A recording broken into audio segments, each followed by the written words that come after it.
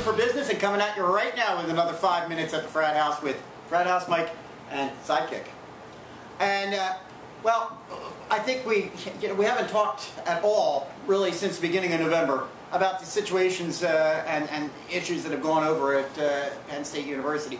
But I kind of feel compelled to at least address it a little bit this evening, as talk all over Philadelphia on sports radio and what have you since about 9 o'clock this morning has been about the report that was released, investigative report that was released this morning by Louis Freeh, the former FBI director, who was commissioned by the Penn State Board of Trustees to investigate the issues of Jerry Sandusky and what actually went down and how things broke down perhaps in the administration at the school. And his report, unfortunately, there was really only one thing, in my opinion, that was left kind of hanging out there. I mean, you know, we already knew that Graham Spanier was involved. We knew that Jeff Schultz was involved, Jerry Schultz. We knew that Tim Curley, you know, there was all implications there. The only thing that was really hanging out there was the final question, and that was, what did Joe Paterno know and when did he know it? And unfortunately, as it's coming down at this point right now, the report pretty much has indicated that they've got some pretty solid evidence that Coach Joe Paterno pretty much had pretty good knowledge of everything that was going on, going all the way back to 1998. And so now, unfortunately, excuse me, unfortunately, that kind of puts a big cloud over the legacy, I suppose, of Joe Paterno, to the extent that, you know, now there's talk, you know, is the NCAA going to be stepping in? What kind of sanctions will Penn State be looking at? Will, you know, Joe Paterno's names be removed from buildings on Penn State's campus? Nike has already indicated that they're removing his name from one of their buildings on their campus. A very, very unfortunate situation, but at this point right now, the evidence is clearly pointing to the fact that there was a lot of complicity in the situation. And the investigator now turns his eyes and his targets onto the New Orleans Saints, as he will be now investigating Bountygate. Oh, yes. All right. Yes, he's going to be doing the investigation for that as well. All right. So that's the situation here from Penn State and from the Philadelphia region, and this is what we've been hearing all day long. And it's kind of a sad day, another one of those sad days that we've had to experience for the Penn State Nation. Let's go over and take a look at something that's a little more light, though. Let's go take a look at NASCAR. And we've got quite a few storylines that I think we have to cover here this week, Sidekick. But first, there was a race. There was a race on Saturday night, and that was our second of the season at Daytona International Speedway. And for the vast majority of that race, it really went by pretty much error-free. That wasn't until the last 6 laps that were remaining. Oh, yeah. And in fact, we had 2 major wrecks that occurred. One with about 6 laps remaining, and one with just a single lap remaining. That took out quite a... I couldn't even begin to... I don't even want to begin to list the roster of cars that were taken out. But quite a few of the drivers that were remaining were knocked out of there, which allowed Tony Stewart to escape unscathed, and he got the checkered flag. An excellent driver. Yes, he was. Incredibly, Stewart began the race in very last. He was in the very last spot. And came all the way up to win it, and joined Brad Keselowski as the only 3-time winner this season. And actually, only the top two drivers, Tony Stewart and Jeff Burton, cars came through clean. From 3 on back, right. Everybody had some sort of damage. Exactly right. Now, the first storyline of the race actually was occurring 2 hours before race time, when it was announced that A.J. Almendinger was pulled from the Penske number 22 car after failing a random drug test. There's the team. It's like I picked the wrong week to quit smoking. It was kind of comical, but at the same time I kind of felt bad for them. There they were scrambling around trying to get Sam Hornish to the track just in time. He was coming from where? Where was he? He was taping a TV show. In where though? I was thinking I read Charlotte. I forgot where he was. Anyhow, from, but they had to get Sam Hornish there to the track. Yes, he was in Charlotte. They had to get him there just in time in order to start that race. And he actually did pretty well in the very beginning of it. But there's A.J. Almendinger out right now of the number 22 car, still out for this coming weekend up in New Hampshire. But nonetheless, there we've got Tony Stewart in the end, and he's standing tall, looking for the chase, along with Brad Keselowski with 3 wins. Others who came in the top 5 this past Saturday. Jeff Burton came in 2nd. Matt Kenseth came in 3rd. Joey Logano came in 4th, and Ryan Newman came in 5th. Now, the second storyline of the race, though, really came on Tuesday with the announcement that Tony Stewart and his team had been penalized.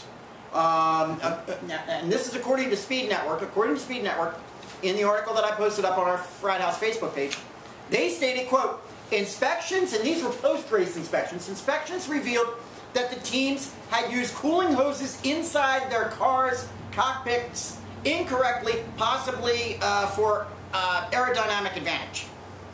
Yes. All right, here's my question. Sidekick, is this a big deal? I mean, really? Well, okay. Let me clarify one thing on the penalty, okay? Because I did go back and do some extensive research on this. The punishment that was handed down on Tuesday is coming from the infraction during qualifying, not during the race. He qualified, his time was disallowed, he moved to the back of the pack. So that was the immediate reprimand. Okay. Then on Tuesday, after NASCAR had met, they handed down the punishment for that. Yes. Okay, so this was not a post-race inspection. Exactly, it was a post-qualifying inspection. Okay, all right. But my point is, we're talking about a hose being not connected inside the cockpit. Is this a big deal?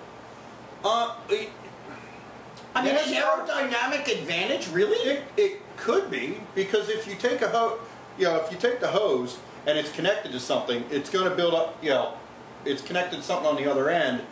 It's going to be building up some pressure. Whereas if you just take that hose, you just drop it down where air can flow directly through, where it's free flowing, it may allow an aerodynamic advantage because it's the air is free flowing. It's not building up pressure and backing up. All right.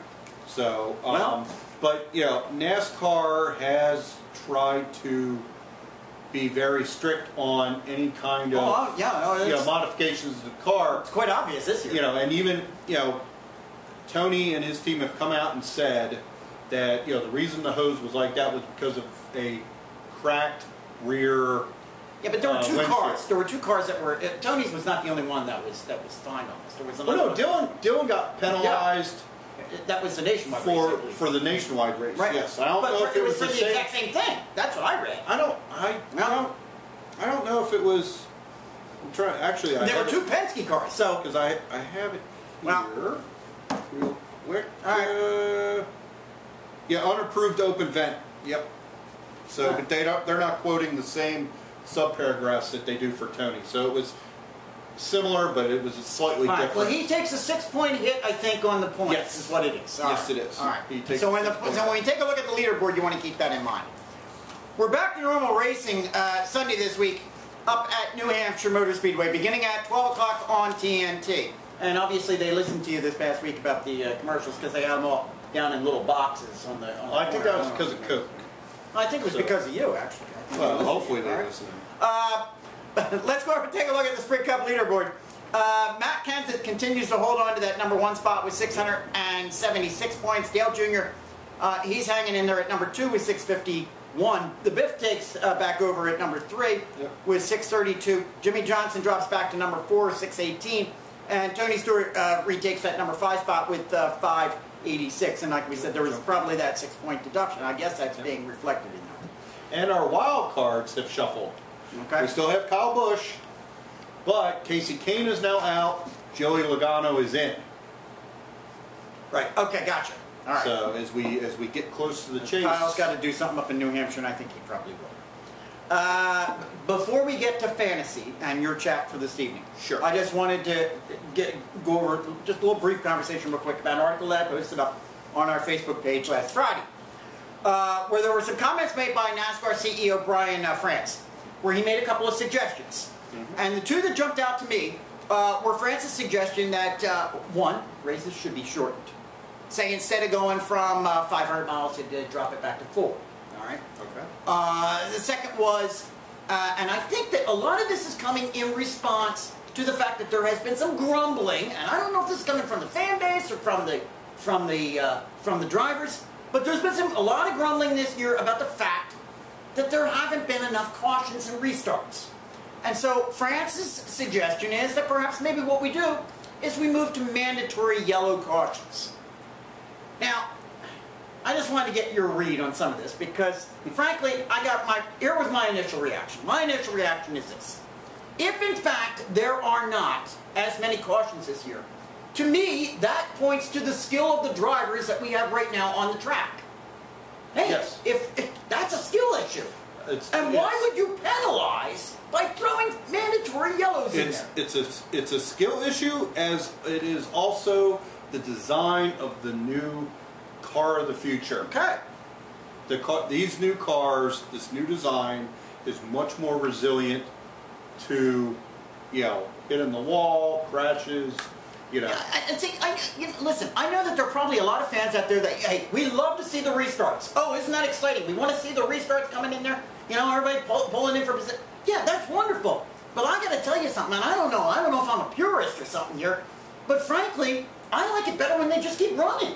I think there's more skill involved in having the strategy of a green start pit stop or a green flag pit stop. When you've got those green flag pits, you've got to strategize. Your crew's got to be working. Absolutely. Okay, when are you going to pit, and when are you going to take that time? And frankly, I think there's more involved in it there. So I just want to get your opinion on some of those suggestions there real quick. Well, I posted my comments on the Frat House page to the article that, I don't think the cautions are the answer because you're basically penalizing those people who are driving well. Yeah. Because it causes, you're saying, okay, we need to equalize the playing field again. Exactly. So we're going to group everybody back up together. Right. So that all of you people that are, don't have your car tuned right, or you're not, you can get a chance to get back into this and, no, you suck. You don't deserve to win. Right. Sorry. Right. I like the idea of the shortened races. Okay. And there are a couple things into that. Is one, you're not there for 5 hours. It's some of the races are a little long, and then you start throwing some cautions in, or things like that. But by shortening it, shorter time for fans to be there, watch the race. You're using up less equipment, less gas. So I think there's a little bit of an economical. Yeah, okay, I can see possibly that. some savings there by shortening the races. Right. So I honestly think a shorter race would be better. Right. Versus throwing yellows constantly. Do you think that the mandatory yellow issue is a fan-driven thing? Do you think that's coming from the fans, or?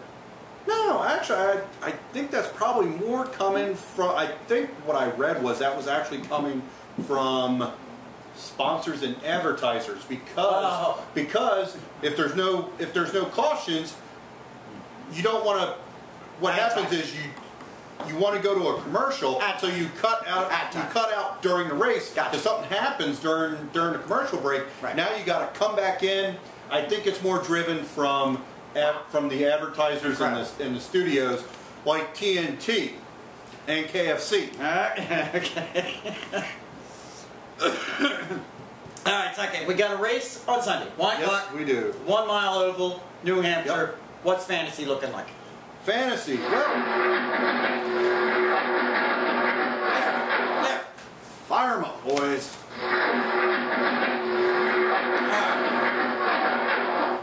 So this week we're going to Loudon. Loudon's a flat track, like a couple other tracks. Indy, Pocono, Phoenix, Martinville, Richmond. Excuse me. So over the next couple weeks, we've got New Hampshire this weekend. Mm-hmm. Next weekend we go to the Brickyard, and then we go back to Pocono. Mm-hmm. So for the next 3 weeks we're on flat tracks. So you kind of can set your teams and just keep an eye on them, but you're not going to be having to make major changes to your teams. Now, going into the flat tracks at New Hampshire specifically, the first driver to keep your eye on is Denny Hamlin. He's a master of the flat tracks. He swept top 10s in the last 4 flat track races at this season at Phoenix, Martinsville, Richmond, and Pocono. So he's probably going to want to be one you have on there. Then we're going to go to Jimmy Johnson, and no surprise there. I mean, there's not really many tracks this guy isn't good on. And if he isn't good during that race, it's usually because of some other altercation during the race. Then we're going to go to Tony Stewart. Tony Stewart has gotten 7th or better in the past 8 flat tracks. And then also we have to mention Jeff Gordon. He's done no worse than 15th at Loudon since 2005. And then kind of a bargain guy to throw in there would be Jeff Burton, who came in 2nd last week. May have some momentum, but at Loudon he's got 4 wins and 13 top 10s. So, all right, that's who you're going to want to look at this week. Wow, loads of NASCAR talk there for you folks. Go take a look at Major League Baseball, and you might say, well, hey, there's not much to talk about there. There's been an All-Star break, and yeah, we've had 3-4 days off. But that, nonetheless, we've got a handful of improbables for you here. I think some that you're going to enjoy. You know the best thing about the All-Star break? Yeah. The Phillies haven't lost. Thank you very much. First improbable. Listen, I don't know about you, but I'm not much of a cologne guy. I don't know about you. And not being a cologne guy, that would mean I'd really just have to walk right by the Macy's counter that is currently selling Yankees cologne. I heard it stinks. You took my punch. That's right, there's both a male and female version of this that sells for $62 for a 3.4 ounce bottle. And so my question was, what does it smell like? Well, I'm going to let you... I'm going to let your imagination go in any number of directions on what it might smell like. But as Sidekick said there, hey, listen, the Yankees stink. Well, or you can pass up the outta and just put it in the toilet. All right, listen, we've all been to ballparks. We were down to PPL just a couple of weeks ago for the Union match. We've all been to ballparks and sports arenas and venues. We'll be going to a ballpark here in a couple of weeks. Well, you know, you try to get into those places. You try to use your smartphone, you try to use your cell phone, and you find you have no service. And what's your first reaction? Damn service provider, right?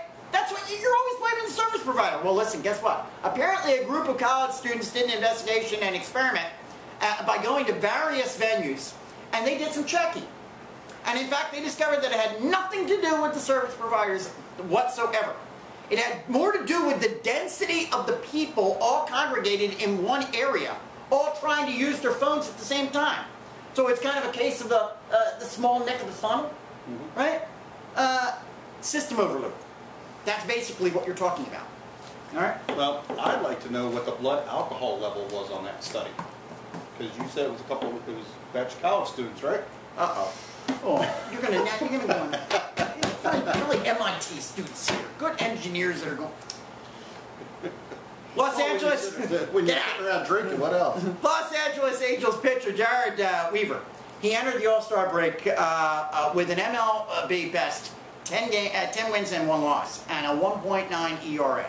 Now that's damn good. All right, 1.96. All right. All right, let's turn the clock back a year ago. All right, last year Weaver entered the All-Star break with an 11-4 record and a 1.86 ERA. That's the first time that a pitcher with 10 wins or more and a below 2.0 ERA goes into the All-Star break since 1963 and 64, and that was Sandy Koufax. He's the first one since Sandy Koufax. Wow. Nice company there, Jared. There's been some sort of standing dispute that's been going on between Red Sox pitcher Vicente Padilla and Yankees Mark Teixeira. And that bubbled up again this past week. Last Friday, Teixeira made comments that Padilla doesn't have too many friends in the game. That's exactly what he said. He doesn't have too many friends in the game. He accused him of throwing at people, and also made reference to the fact that if he were in the NFL, if Padilla were in the NFL, Roger Goodell would have probably would have already suspended him. Well, the very next night, Padilla had a response. Oh yeah, he had a response. Following the game the next day, Padilla said that Teixeira would be better off playing a women's sport. I like Padilla. Situation doesn't look good, sweetheart. I like Padilla. You go. When you think about Yankees history, there are a number of names that come to mind. All right? I mean, there's a whole load of them. But I think in this modern era, one of the names that would absolutely come to your mind has to be Reggie Jackson, Mr. October. Now, apparently Reggie is frequently seen at the clubhouse and at the ballpark, and he's around the players and what have you. And apparently in a recent Sports Illustrated article, Jackson was quoted. He had a number of quotes, but one of the quotes was about Alex Rodriguez. And he was quoted as saying, "Al's a good friend, but I think there are real questions about his numbers. As much as I like him, when he admitted about his usage, what he admitted about his usage does cloud some of his records." To which the Yankees' best reaction was, "Get out of here." They bounced Reggie Jackson and told him to stay away from the team. Essentially, he has been banned from coming into the ballpark. You really piss me off. And being around the team. Now, That's an outrage. I'm sorry. You don't treat a legend like that. I don't care. I don't care. Go ahead. You got your opinion on it? No. Actually, in my research, what they did was they said it looks like it's going to be 1 week. It was a cooling off period. They would have for Jackson. He has an opinion. For a cooling off period for Reggie, because they were going to Boston, where they were going to have the game broadcast on Fox and on ESPN, and with all the media there, they thought it would be best if he stayed home. Okay. This is about, hey, don't talk bad about A-Rod. All right, let's go over and take a look at our league standings, all right? And as I pointed out earlier, we had a short week, so there really has been no changes in the standings. The Yankees right now are 7 games in front of the Orioles, have the best record in baseball. The Chicago White Sox are 3 games ahead of the Indians. Rangers are 4 games in front of the Angels. Over on the National League, the Nationals are 4 games ahead of the Atlanta Braves now in the East. The Pittsburgh Pirates stay there 1 game in front of the Reds, and the Dodgers are still only a half game in front of the San Francisco Giants.